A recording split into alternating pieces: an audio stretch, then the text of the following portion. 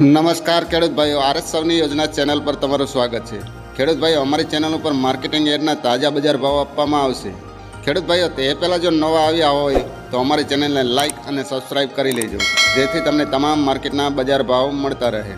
તો ચાલો ખેડૂત ભાઈઓ, આપણે જોશું આજના જીરાના બજાર ભાવ।